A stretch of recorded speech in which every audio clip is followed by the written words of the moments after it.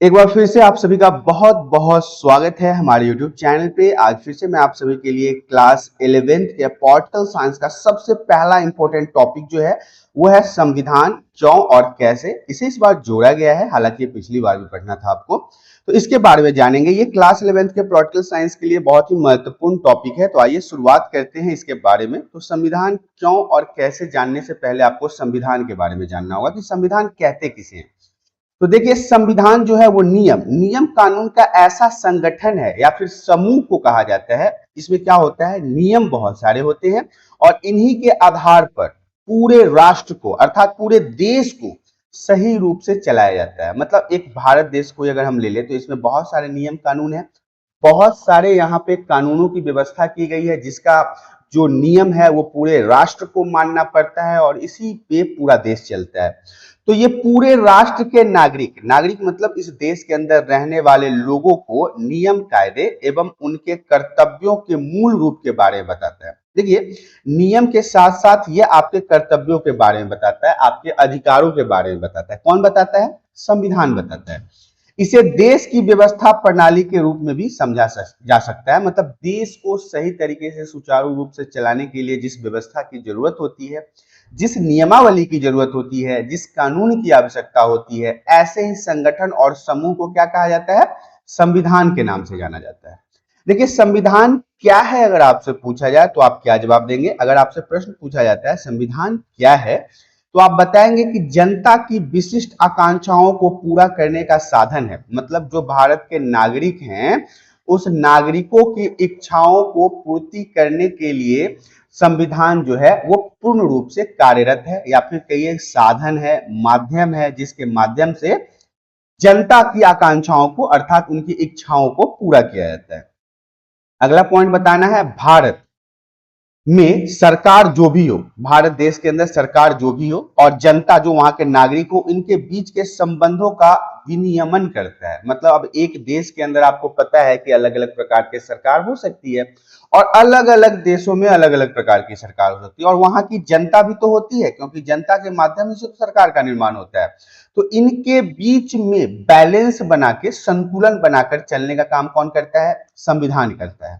अगला पॉइंट है हमारा, राजनीतिक प्रक्रिया में मूल ढांचों का निर्धारण। राजनीति जो भी होती है, जो भी हमारे यहाँ सरकार का राजनीतिक प्रक्रिया होता है, उसके काम करने का तरीका बनाता है कौन? संविधान। देखिए, ढांचा का मतलब होता है रास्ता बनाना। तो ये जो हमारे देश में राजनेता हैं या फिर कहिए कि बड़े बड़े ऑफिसर हैं, इन लोगों के काम करने का ढंग कौन निर्णय करता है? तो ये संविधान निर्णय करता है।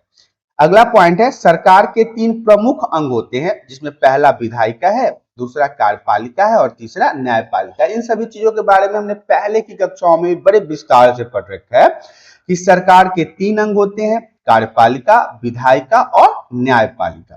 तो इस प्रकार से आपने संविधान के बारे में जान लिया।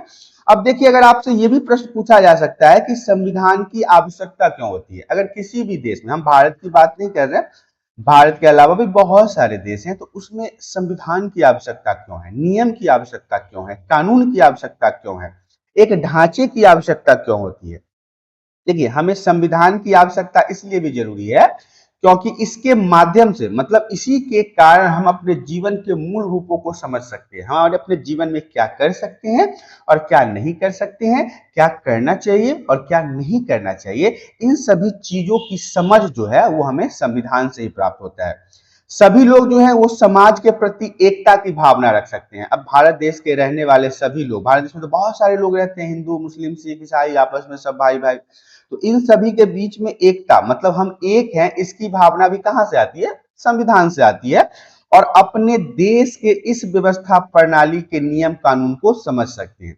आपको पता है कि हम किसी का खून नहीं कर सकते हैं। कौन बताए आपको? ये आपको संविधान आपका बताता है कि आप किसी को आहत नहीं कर सकते, आप किसी का खून नहीं कर सकते, आप किसी की संपत्ति पे अपना बलपूर्वक अधिकार नहीं जमा सकते। तो ये सारी चीजों की समझ हमें अपने संविधान से आती है और संविधान इसी कारण से हमारे जीवन में बहुत ही महत्वपूर्ण अंग माना जाता है। उदाहरण के लिए मैं आपको बता दूं, पहला पॉइंट है, मनुष्य एक सामाजिक प्राणी है। मतलब समाज में रहने वाला प्राणी। आप इसे जंगल में नहीं रह सकते, पानी में नहीं रह सकते, टापू पे नहीं रह सकते, ये समाज में ही रह सकता है। और समाज जो है वो विभिन्न प्रकार के समुदायों से बनता है। मतलब अब एक आदमी अगर एक समाज में हो तो उसे आप समाज नहीं कह सकते ना, उसमें बहुत सारे लोगों की आवश्यकता होती है एक समाज के निर्माण में। इन समुदायों में तालमेल बैठाने के लिए संविधान की आवश्यकता होती है। एग्जाम्पल के तौर पे मैं आपको यहाँ पे बताना चाहूंगा कि हमारे भारत देश की अगर बात कर लें तो भारत देश में आपको पता है कि कुछ जगहों पर हिंदू रहते हैं, कुछ जगहों पर मुसलमान रहते हैं, कुछ जगहों पे सिख रहते हैं, कुछ जगहों पे ईसाई रहते हैं। तो इन सभी के बीच में आपस में तालमेल बैठाने का काम कौन करता है? संविधान करता है। अगला पॉइंट हमारा कहता है संविधान जनता में मतलब आपस के लोगों में, आम नागरिक में विश्वास को जन्म देता है, तो एक दूसरे से विश्वास के रूप में जुड़ा रहता है। सही मायने में अगर देखा जाए तो नियमों का समूह उपलब्ध करवाता है, मतलब एक नियम का पूरा ग्रुप इनको समझाता है। अब देखिए नियम का संगठन कहिए या ग्रुप कहिए, ये हमें संविधान से ही तो प्राप्त होता है। तो जनता को जब ये प्राप्त होता है तो उनका आपस में विश्वास बन जाता है कि नहीं हमें ये काम नहीं कर सकते और अगला भी ये काम नहीं कर सकता, इसमें दोनों का विश्वास बन जाता है।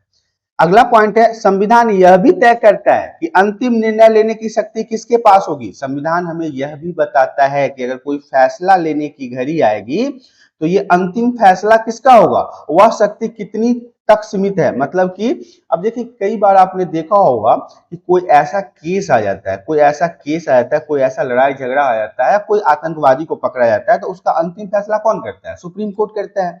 या फांसी का जो फैसला है वो सुप्रीम कोर्ट के माध्यम से आता है। हालांकि ये फैसले और भी कोर्ट के द्वारा हो सकता है, लेकिन मैं अंतिम फैसले की बात कर रहा हूं कि अंतिम शक्ति किसके पास है। हालांकि अंतिम शक्ति आप देख ले तो ये राष्ट्रपति के पास भी होती है, लेकिन ज्यादातर लोग जो है वो सुप्रीम कोर्ट के फैसले को अंतिम मानते हैं, क्योंकि राष्ट्रपति के पास बहुत कम ही लोग अपील कर पाते हैं।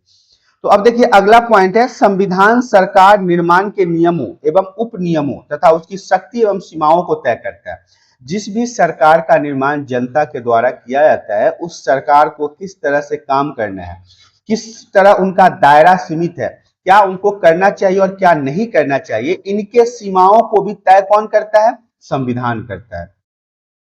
अगला पॉइंट है एक न्यायपूर्ण समाज की स्थापना के लिए भी संविधान जरूरी है। देखिए समाज में अलग अलग तबके के लोग रहते हैं, जैसे कि हिंदू, मुस्लिम, सिख, ईसाई।